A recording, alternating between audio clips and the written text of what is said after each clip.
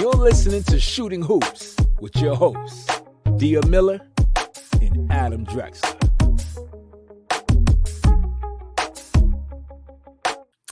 Welcome back to Shooting Hoops, a podcast about basketball and the Portland Trailblazers. I'm your host, Dia Miller. I'm here with my co-host, Adam Drexler. This is episode 10, I think we're on, maybe? Around there. Something. We're going to lose track here now. We're getting to that point. You can find us on Apple Podcasts, Spotify, and on YouTube. If you're listening on podcast platforms, we'll do our best to paint a picture of what's happening here on YouTube. But if you're not seeing it on YouTube, you're definitely missing out on Adam's really cool jacket, for one. I love this jacket. You've worn this before. This is the one that has your dad on the back, right? Yeah, found this in my deep in a closet and thought it was cool, and now I rock it regularly. It is very cool. It's a very cool jacket. It has the 22 there on the front. Yeah, it's got this cool, like Clyde Drexler. That's so cool. Yeah.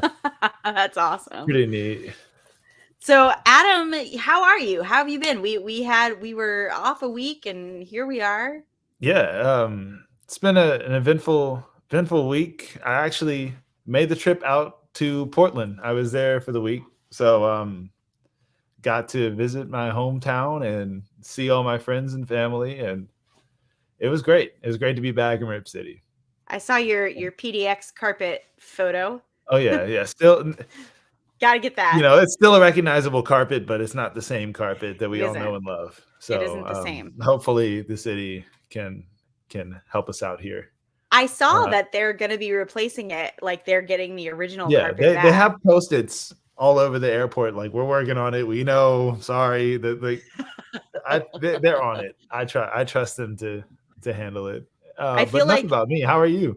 I am barely awake, but here we are.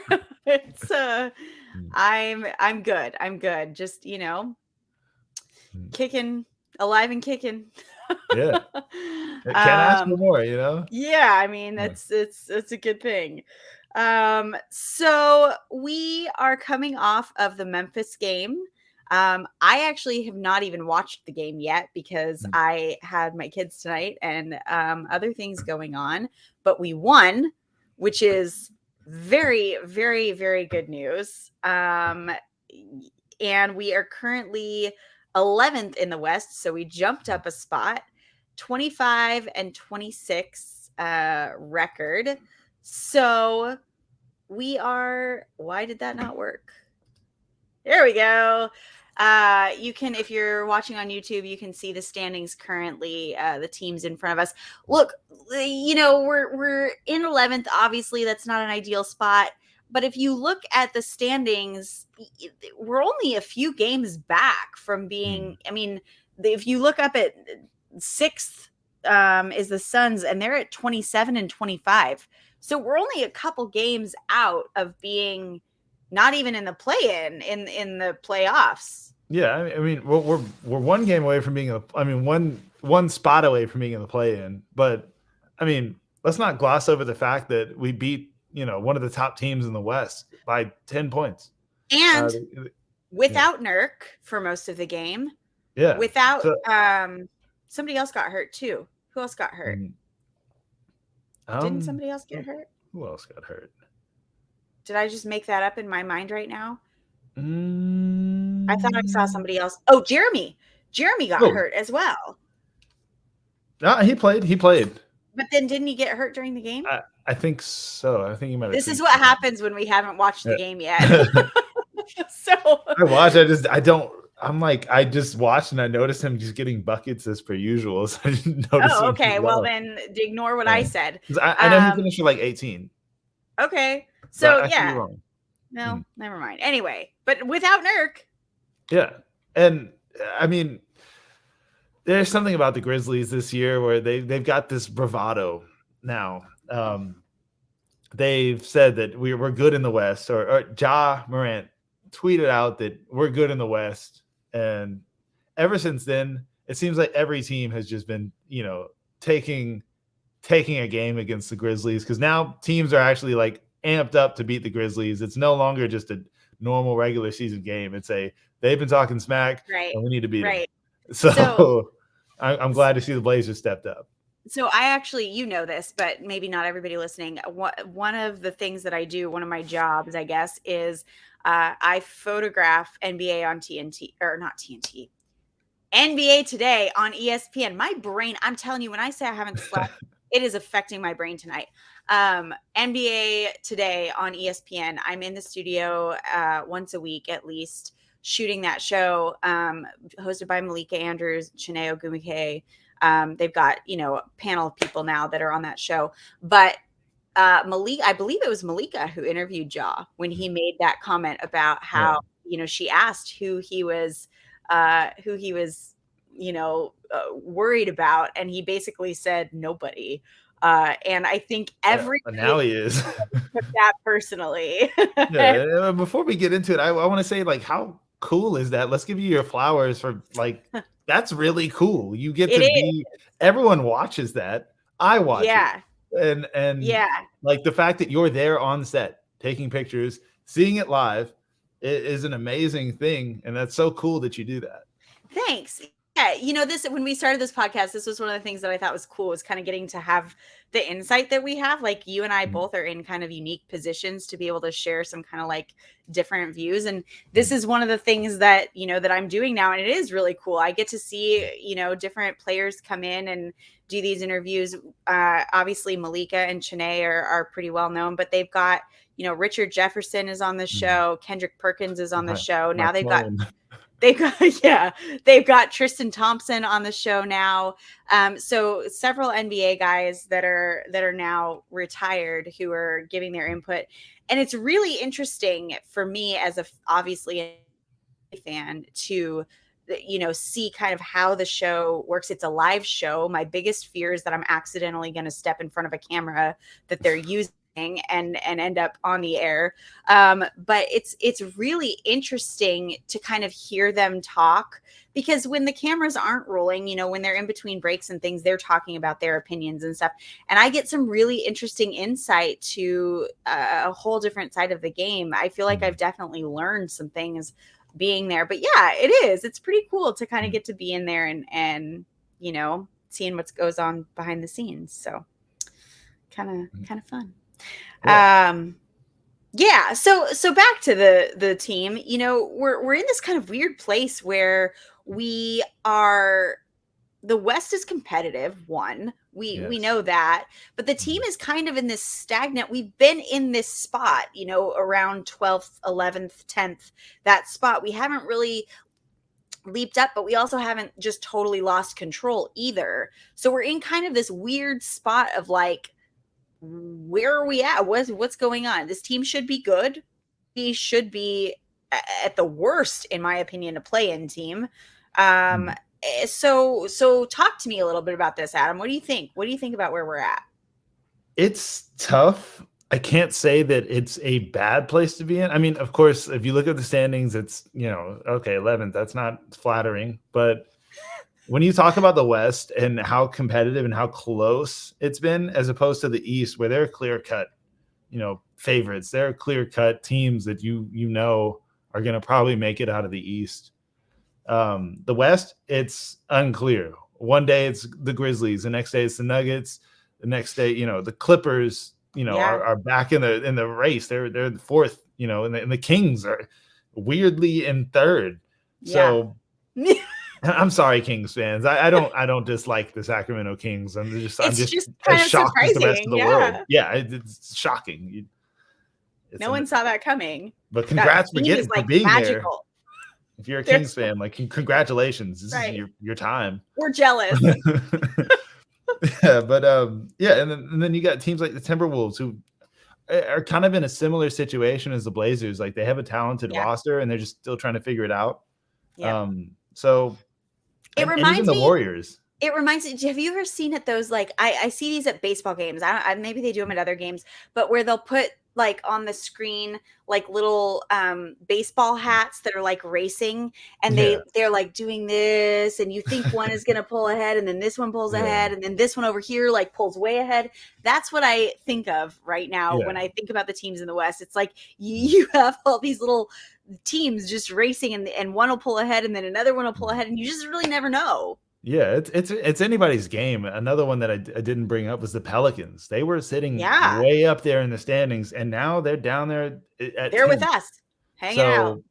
I mean, we're going to see a lot of fluctuations this season, and the season's far from over. So, I mean, we're not even halfway yet. So we're almost there, but we haven't hit All-Star break yet. Yeah. So I'm really excited to see what happens, and I think part of it is that teams are no longer surprised by the Blazers. At first, I think a lot of teams didn't know what to expect. They didn't know what kind of roster they were facing game in and game out. They were just like, okay, well, it's kind of like the Denver Nuggets when they first started being a solid team. It was like the first year they were really good, didn't go far in the playoffs, but they finished good in the standings. Yeah. And then the second year they kind of struggled. So I think the Blazers are kind of going through an iteration of that where, we played good for the first quarter of this season and beat a lot of teams. And now teams are saying, okay, this is no longer a give me kind of game. We have to actually go out and really compete to win this game against the Trailblazers because it's a tough team. Yeah. Yeah, we haven't been blown out a lot. Mm-hmm. The games we've lost, a lot of them were winnable. We could have won them. And a lot of them were close. So I know that as a fan, that's incredibly frustrating. There's almost a sense in which you'd rather just be blown out because it's like, okay, well, we couldn't have won that.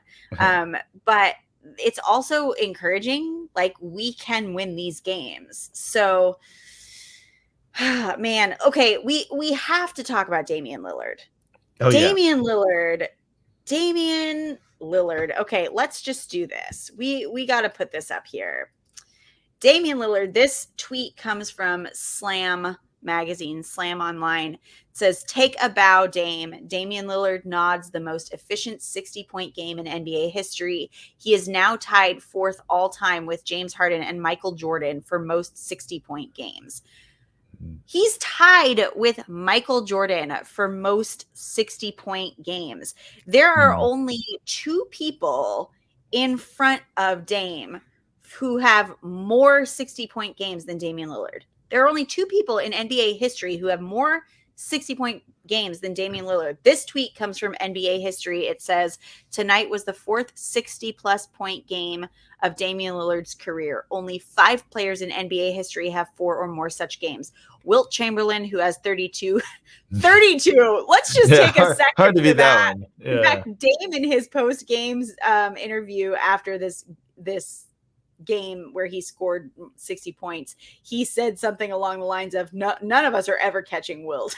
So not anytime. I don't see that happening unless which is they wild. Make the game longer, or I mean, that's a whole other conversation because he also played in a time where they weren't really shooting threes the same. Like, that's a whole other conversation. Yeah, but I've always found that to be super impressive. Like, a lot of these, like Kareem Abdul-Jabbar, LeBron is about to pass his record, but Kareem Abdul-Jabbar didn't shoot threes. Right. It's insane. It's wild. So 32 60-point games for Wilt Chamberlain, 6 for Kobe Bryant. That's how big of a gap there is between the first and second.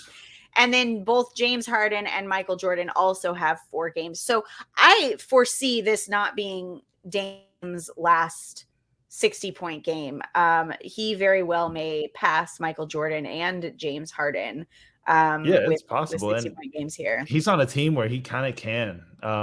James Harden, when he was playing with Houston, the Rockets were designed to get him to score. Like, it's similar to like Luka Doncic. He's putting up these crazy numbers, and it's like the team is designed for him to put up crazy numbers. When you have the ball the entire time, you're going to score. And Damian Lillard, it's odd to see that because he's on a team where there are 4 other players that score the ball very well. So the fact that he's able to put together those kind of performances is a testament to his game, because his usage rate is nowhere near that of a James Harden or Luka. As far as Michael Jordan goes, I mean, that's hard because, I mean, if you put Michael in today's era and all bets are off. But But it's really he's not. impressive. He's not. It's So not. Dame doesn't have to worry about him Yeah. catching up. Yes, and I think to me it's more impressive that he's tied with James Harden, because he's like in the modern era of scoring Right. than one of those people who's been able to just flat out score the ball. So I'm impressed, and to do it with two other players on your roster averaging over 20 points, Yeah. amazing. Yeah, for sure. We got to put a couple more up here. This one comes from Orlando Sanchez. He says, the broadcast just put up Lillard's stats over the past 10 games. He's averaging 38 points and 8 assists per game during that span. That is so, not only is he scoring, but he's creating. Like he's getting assists and points. That's really, really impressive. Yeah, that's something that we haven't seen much of over the past, few years, is Damian Lillard being like, a major assist kind of player. I mean, normally it's him running off screens, getting open to kind of, get his offense going, but he's actually creating opportunities for other players at a high rate, which is really good basketball. I'd love to see it. Yeah. And then, of course, we can't miss this. Damian Lillard was named, rightfully so, the Western Conference Player of the Week for last week, averaging 42.3 points per game, shooting 63.2%. And then from the 51.4%, which is wild. And then 7.7 assists per game average. So those are some wild stats there for Dame. And I think especially it has to be said that not only are these wild stats for Dame, or for anyone for that matter, this is coming off a year of not playing, off of a massive surgery at 32 years old. Like he is on fire. He is, and he's definitely keeping himself in the conversation. If the Trailblazers were, a top team, I think that Dame would be in the conversation for MVP. I don't think you could ignore that. Definitely. I think the Blazers, they get to, 6th, 5th in the standings. Yeah. I see Dame being in the MVP conversation easily. Yeah. There are a lot of players that are putting up these crazy stat lines this season, and because the West is so close, it's hard to see who the clear front runner is. Yeah. As far as the West Coast Conference, East Coast, they've got their picks, but in the West, there's so many good players who are having to compete day in and day out to win these games, and Damian Lillard is easily in the conversation for not only MVP, but I think a lot of people overlook him as one of the best point guards in the league. I mean, a lot of people focus on Ja Morant right now and Steph Curry, but a lot of people don't bring up that Damian Lillard is putting up legendary performances. He broke a record this season. Like, there's definitely a lack of talk about that, and I think that's something we have to acknowledge. Yeah, I think absolutely. If you look at the point guards that are in the league right now, Dame's up there. He's one of the top point guards in the league right now. And I know obviously we're a little partial, but the numbers don't lie. And right now, especially, he is just on a streak. If he can manage to keep up the numbers like he is, he's arguably top 3 point guards in the league, in my opinion. So, that says a lot. And truly, if the Blazers can pull out of this little kind of slump that they're in and really make a run for it, Dame could be in the MVP. I think you're right. I think he should be in the MVP conversation. It's kind of frustrating when you have somebody performing the way that Dame is, who could potentially be in that conversation, but isn't, because the team isn't performing the way that they potentially need to in order for that. That's a frustrating thing to watch, I'm sure, for him as well. Yeah, that's always difficult because, you look at, yes, he's putting up these crazy stat lines, and then you want it to translate to wins. But right now it's just there's so much competition in the West. So it's really hard to see. When you have a 40-point game and then your team loses, that's really frustrating. And I think that that's one of the things that like Blazers fans right now are struggling with is we're watching Dame just go off. And in the past, I think we've seen him do that, and it has translated to wins. I mean, there was talk a couple seasons ago where Dame would just essentially throw the team on his back and drag him into a win. And that's not always happening this season. Dame is going out and having great games, and then they're losing. And it's so frustrating to watch that happen. And I can only imagine being the team and feeling that frustration. Yeah, especially when like you know that he it's not that he's alone this season. I mean, you know he's surrounded by other players who can really play. So yeah, it's weird to see, but it is. We know it's not written in stone yet, and we really don't know where they'll end up at the end of the season. Right. Well, and so now that actually is kind of a good lead into we're approaching the trade deadline, and I've seen a lot of conversation, which we've seen for literally years, about when are the Trailblazers going to give Dame the help he deserves?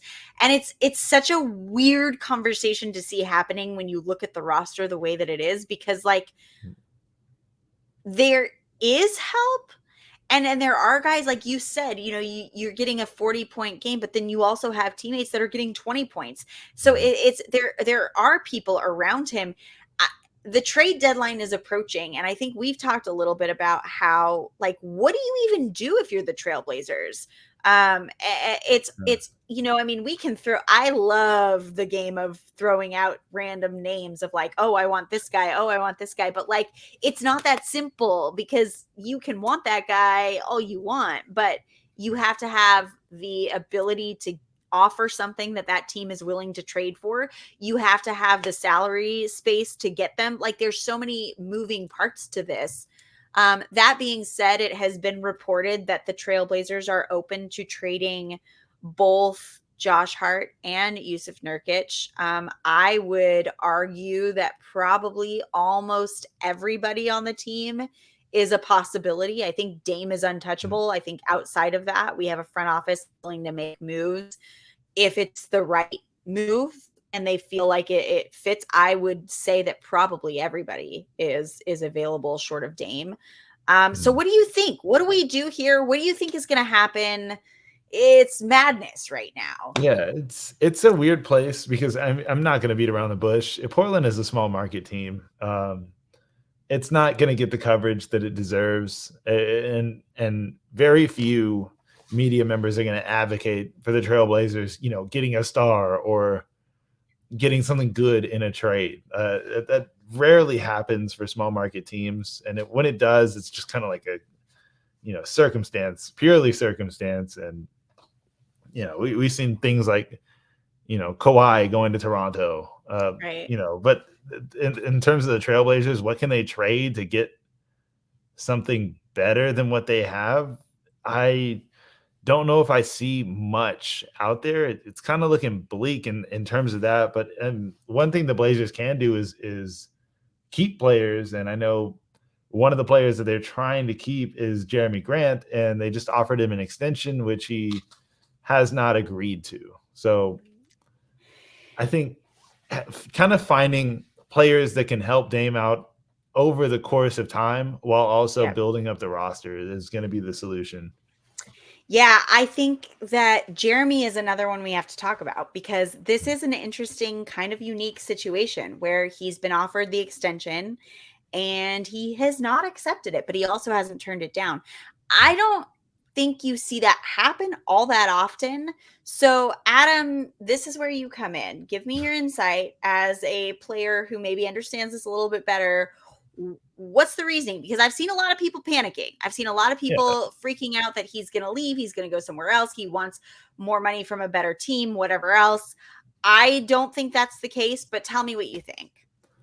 Oh, when you approach it from a business standpoint, I mean, Jerami Grant, you know, his agent will tell you, Jerami Grant for the past 2 seasons has been putting up big numbers on both of the teams. He's in Detroit. He was putting up good numbers.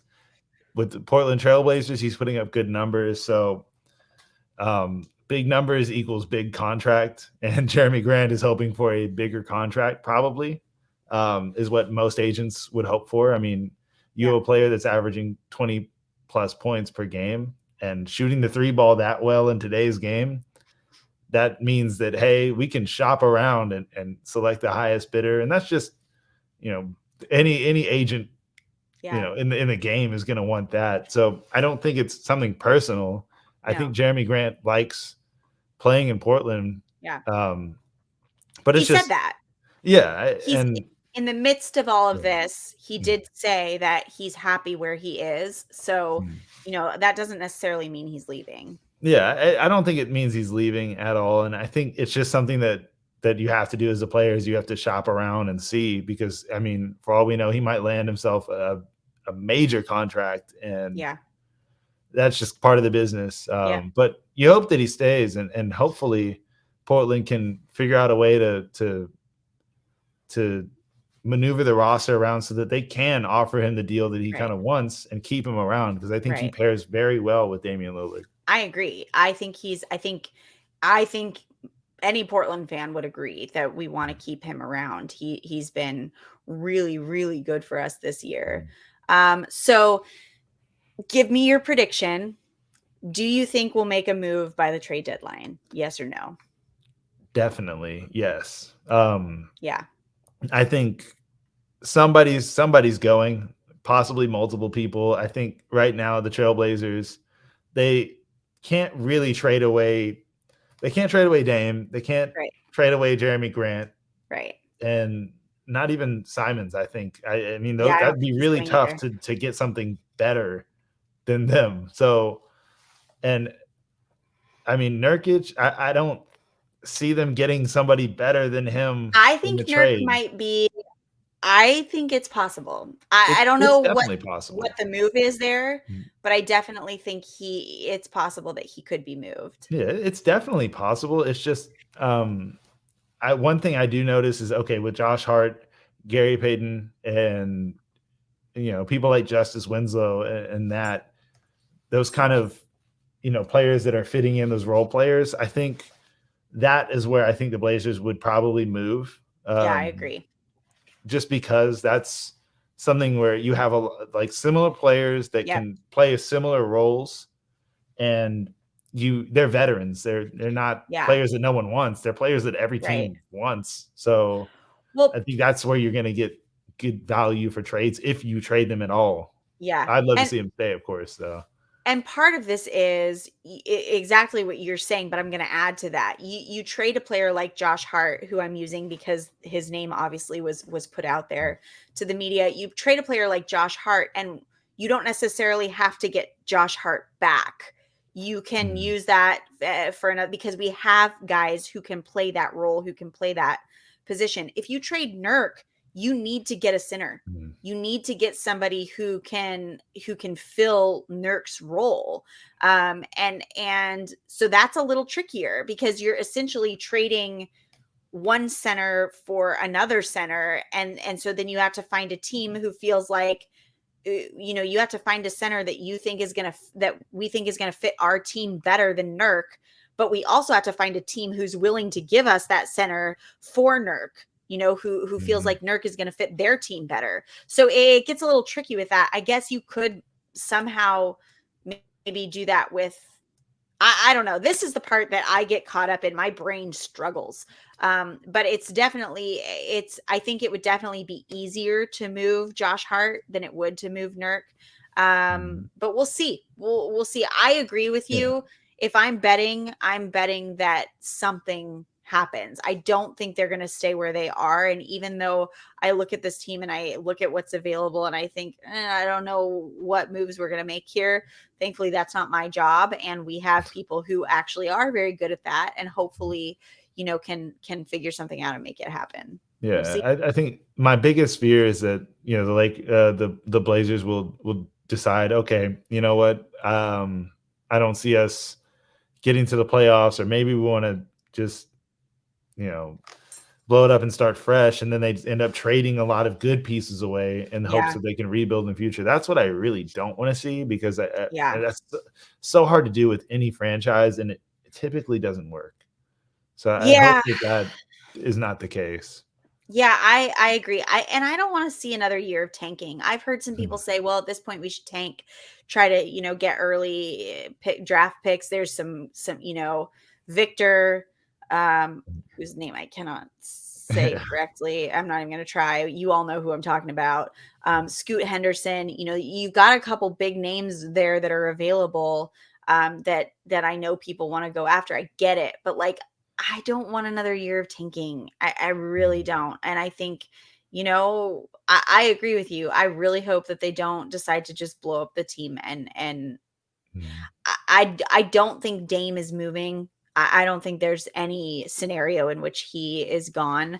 Well, I But mean, if they blow up the team, then I don't think so though. that might be I think if they decided to blow up the team, it would be to rework around Dame. I don't think it would be possibly. to start over completely or to Yeah, I hope not to start over completely, yeah, but if they did, I mean, we saw that with my father. I mean, yeah, you trade away his head coach, who's made it to the finals. You trade away, key pieces in yeah, his trips to the finals. So he's just like, okay, yeah. well, we did not get better. So Well, I do think that when you're dealing with, I mean, I feel like this is what we kind of saw happen in Phoenix, where they made mm, it to the end, and then it was like, okay, well, it's not happening for us. Blow it up. yeah, I think that's different than where we've been at, where we haven't even been close. yeah, So I could see them going in and saying, all right, we're gonna just make all the moves we can. We're gonna completely retool. We want to get there. We want to get there with Dame. What we're doing right now isn't working. We're going to just throw it all out the window and completely retool around him. I could see a scenario in which that happens. I hope they don't do that. I don't want to see that happen. But to me, I do not think that they're going to move Dame. oh I'm yeah, not somebody who bets, but that's something I would bet on. yeah. I would I bet would on bet that. I would bet against them. Yeah. Yeah, I Yeah, don't think for that's sure. happening. But No. yeah, I think the main factor is Dame wanted a change. He wanted to see something change with the roster, and this season we're seeing the Yeah. change, and I mean, they're competitive. Don't get Yeah. me wrong. I just think that there's not much. What else could you do per se? Yeah.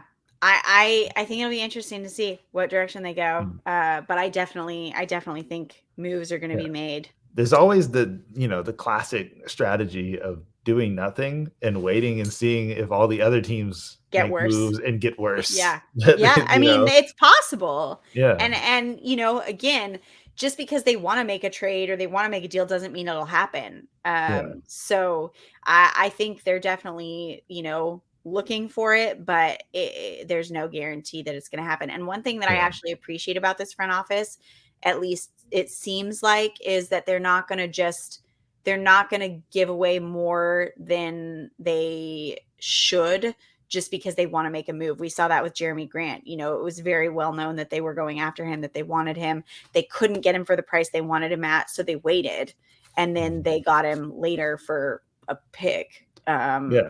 And that was worth the wait. And I think that we'll see similar strategy with the front office moving forward. I don't think that they'll go after things just for the sake of making a move or making a change. I Yeah. think that they'll do it in a way where it's they're getting the value, Yeah. hopefully.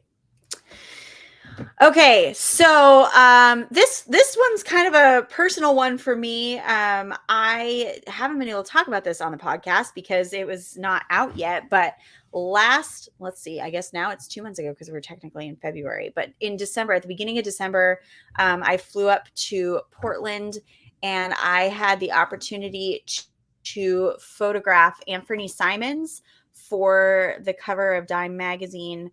If you are on our YouTube video, you can see that. I've thrown that up there. If you're not, it's all over social media. You can go look at it. But this was so cool to get to do this.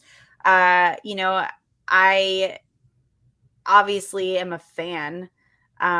So getting to go up and shoot, somebody from our team for a magazine that I read was pretty cool. So you can see Ant. I've got a couple of them here. We got to shoot this is at the practice facility. We got to shoot at the practice facility. which I gotta tell you, those floors are shiny. Yeah, my favorite practice facility out of every team that I've ever, been Yeah. associated with. I think the Trailblazers, it's just like everything down to the cafeteria is just nice. It's tucked Yeah. away. Yeah. Yeah, It's you really would not awesome. know it. And it was interesting because when I pulled up, like, it's not very secure. Like, No. you couldn't just walk in. Like, there is security, but Yeah. it's, there's not like a big fence or a big gate or Yeah, you whatever, would but you expect also there to be kind of like the wouldn't. giant gate and some buff Right. dude at the entrance. No, it's Yeah. just like a, friendly Yeah. person at the front desk. Very Like, oh friendly. hey, you want Yeah. some gear? Here. It's Yeah. really So cool. that was really cool. I had not been in the practice facility before for the Blazers. I've been in other ones, but I hadn't been in that one. Really, really cool to get to do that. We shot there, and then here's one. If you're again on YouTube, you can see this is one of the photos from the practice facility that they used. And then we also shot at Anfernee's house, which was really cool to kind of get to see, where he lives and see him in his own personal environment. Yeah. Um, And he has a Steinway piano. he doesn't play the So piano, I found out, although apparently Nasir Little does. So that was kind of he just interesting. owns a Steinway piano. By the way, for people that don't know music, I love music. Steinway pianos, that's the Ferrari of pianos. Yeah, I believe he said that it came with the house. So Oh, that's um pretty cool. but this room was the coolest room to shoot in. This is actually the same. The cover photo was at the piano as well, and it was just such a beauty. There's so much. Here comes the photographer speak, but the light was so beautiful. I'm a photographer. I tend to be a natural light photographer. I do use lighting if I need to, but I prefer that. And so I'm somebody that kind of chases the light. Like if I will arrange my entire shoot around where there's pretty light if I have the opportunity. So that was really cool. He's also on Lake Oswego. This was really cool to get to see, his view and where he's at. Just really, really beautiful, picturistic place. And Anfernee is an absolute professional. So when we shot this was back in December, the beginning of December. And when we shot this, it was when Dame was still hurt. Or I guess he was coming off being hurt. Dame was coming off being hurt. It was a back-to-back where Anfernee had scored like 45 points, and then come back and played again. And he'd been covering for Dame. And I think the night before we shot this was the first game Dame was back. So the poor guy was wiped. He had to be just exhausted. And taking pictures is not really a natural thing for anyone. No one really loves to have their picture taken if that's not a thing that you do typically.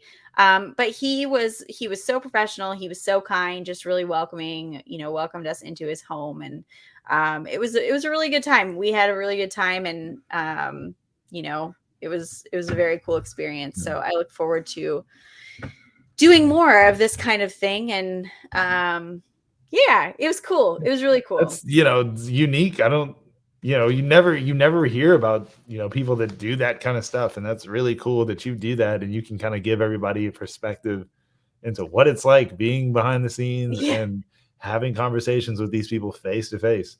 Yeah. It's interesting because, I love shooting basketball. I love photographing basketball. It's one of the best things, but I'm learning about myself as I kind of, continue to push forward in this photography of sports world. This kind of thing is my absolute favorite. Getting to shoot, these guys that I love to watch play, these athletes, getting to shoot them off the court and kind of see their personality and see, where they are comfortable and what they like. I absolutely love that. My thing has always been the storytelling and the stories behind the people, and getting to do that in a more casual setting and getting to kind of, see their personality and highlight that is my favorite thing. I absolutely love it. It's one of the things I love about shooting the show is, obviously I'm shooting them working, but then on commercial breaks and in between things, you're getting kind of the, their personality and like getting to see a little bit of that. And I just think that's so cool. So yeah, it was definitely a really cool thing. And I think Anfernee is somebody that we're going to be seeing for a while on this team, I hope. Yeah, definitely. Definitely a bigger fan of his after, having these interactions, meeting him and hanging out with him for a while and getting to have these interactions. I always say that I'm a big fan of good basketball players, but I'm a bigger fan of good people. And I think Anfernee is one of those. And speaking of Anfernee Simons, was recently in an article where he credited recent success and recent fluidity of his game to just keeping it super simple. Yep. And I love to see that. I mean, the Blazers are such a skilled team in terms of they have a lot of players that can score the ball in any area of the court in any kind of way, and kind of simplifying that and making it to where you don't have to create a shot, rather you can just take what's given to you and create an open look. It just kind of frees up the offense, and I love to see it. Good. Yeah. It's interesting because you think about this and you think about, well, like how can we get better? What can we do to improve? And I feel like you never think about the simple answer. You always think about, well, let's try this or let's do this. And it's always the complicated stuff, but just bringing it back to kind of the simple basics, that can be huge. And we're seeing that with him. There's so much beauty in just the basic game of basketball. I know that in today's game, you're making these. Did you see the shot Dame made tonight from the opposite free throw line? He was on the opposing team's free throw line and chucked the ball and made the shot, made it look effortless. We're in this day and age where these super far out shots are a huge part of the game. There's all these fancy moves, there's all these whatever, but at the end of the day, driving to the hoop and making a layup is a surefire. I mean, I guess it's not surefire. People miss them all the time, but that those basics, if you can go back to those basics, it seems like a pretty safe bet. I think I don't know how many times I've yelled at the TV when I've been watching the Blazers or anybody where they take 3-point shot after 3-point shot after 3-point shot and they're just missing them. And they're missing them, and they're missing them. And I just would yell at the TV, why aren't you going in closer? If you're missing it, go in, simplify. Yeah. And I think that seems to be working for him. And I love to see that. See and that. I think it's not only in that, it's just if the ball is moving, the defense has to move too. Mm-hmm. And because the defense is moving, there's more room for error on their part. I mean, with every pass, the defense has to adjust. And if they make the wrong move and you take advantage of them making a mistake, you just get a way more open look and easier shot. And that's good basketball. So I simple is definitely the way to go. And as opposed to having to make step back fadeaway threes with two defenders on you. I mean, that's cool that a lot of players Ant is for sure one of the players that's capable of making that play. Yeah.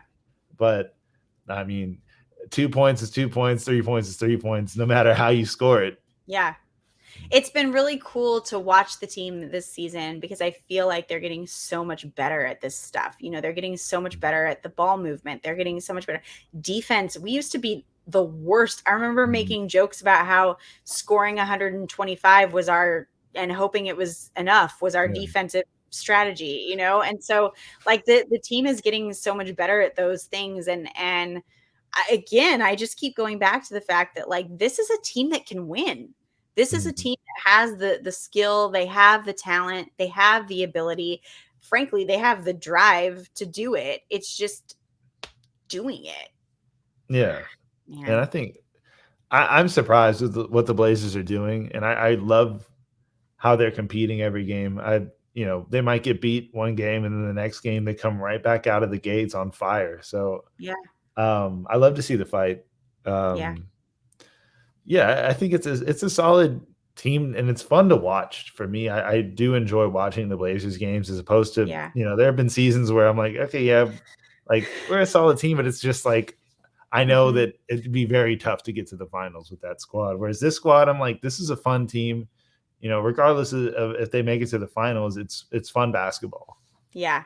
Yeah, it is. And I think that rings true off the court as well. You watch the things that are going on the bench, you watch the chemistry between the players, you watch the interactions with the fans. Gary is like so much fun with fans. I love watching him with the fans, with the mascots. He's so entertaining. Like, you've got really good basketball, even when they're losing it.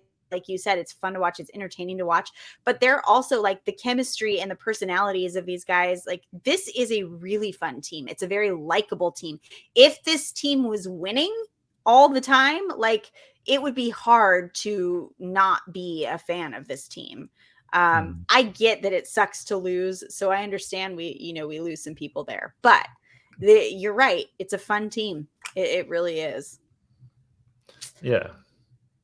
All right. Well, Adam, do you have anything else you want to add tonight? Yeah, just kind of out of the blue, but I was actually watching a football game, and Tony Romo decided to bring up the oddest analogy I've ever Yeah. seen, and it caught me totally off guard. Wait. I have to share this because when this happened, I texted you. Share the analogy first. Yeah. So Tony Romo in the midst of a football game against Joe Burrow and the Kansas City. I mean, it was just Patrick Mahomes. It was Patrick yeah, Mahomes. Mahomes, Yeah. and in the midst of the third quarter, he just says, "Oh, this is just like the game where Clyde Drexler versus Michael Jordan."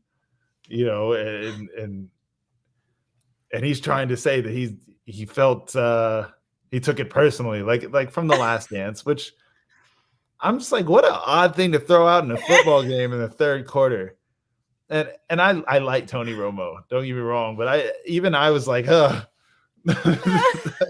was tough. It's so funny to see things like that. I'm sure that's weird for you, but I was watching the game and I was on Twitter and I saw and I texted you and I was like, "Hey, your dad's trending on Twitter." And your response was, "Oh no, what do you do now?" I was laughing so hard. But it's got to be kind of a weird feeling for you to be watching football and hear your dad's name. Yeah, not what I expected to hear at all. I gotta say, I mean, yeah, you can throw in little hints of other sports in the midst of a broadcast, but in this case, I was like, what a weird thing to bring up. The battle between Michael Jordan and my father has nothing to do with Joe Burrow and Patrick Mahomes. I mean, entirely different situations. It was a stretch. It was a bit of a stretch, but I mean, points for Tony Romo for bringing up a legendary battle, and he tried to stretch it, but like it just couldn't make the stretch. So close.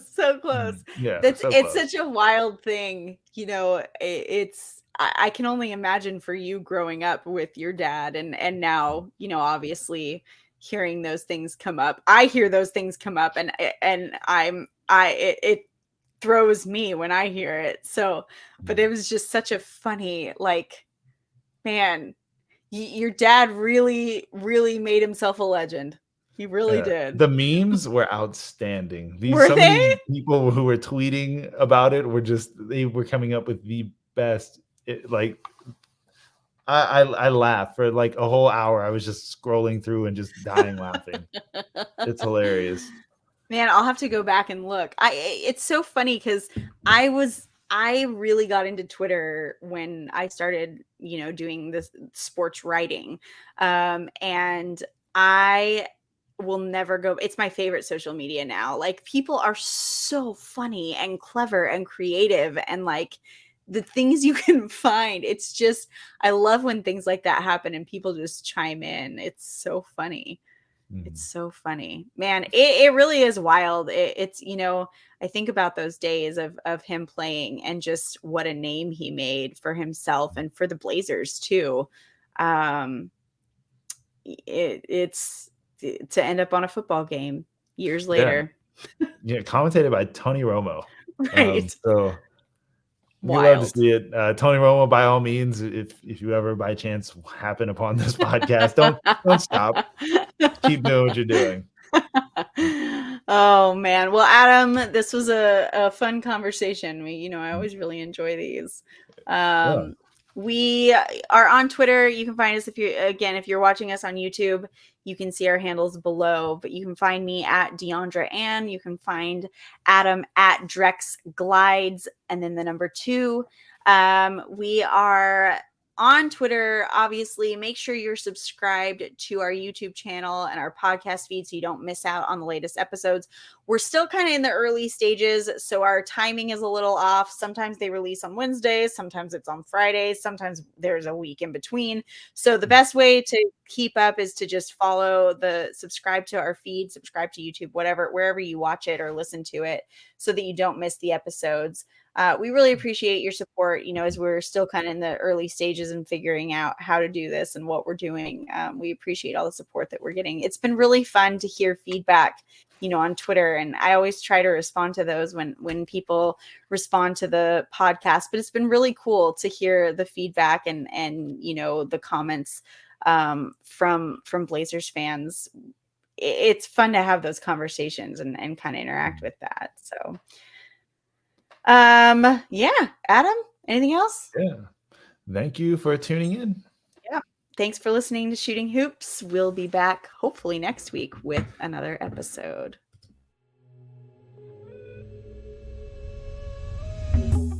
You're listening to Shooting Hoops with your hosts, Dia Miller and Adam Drexler.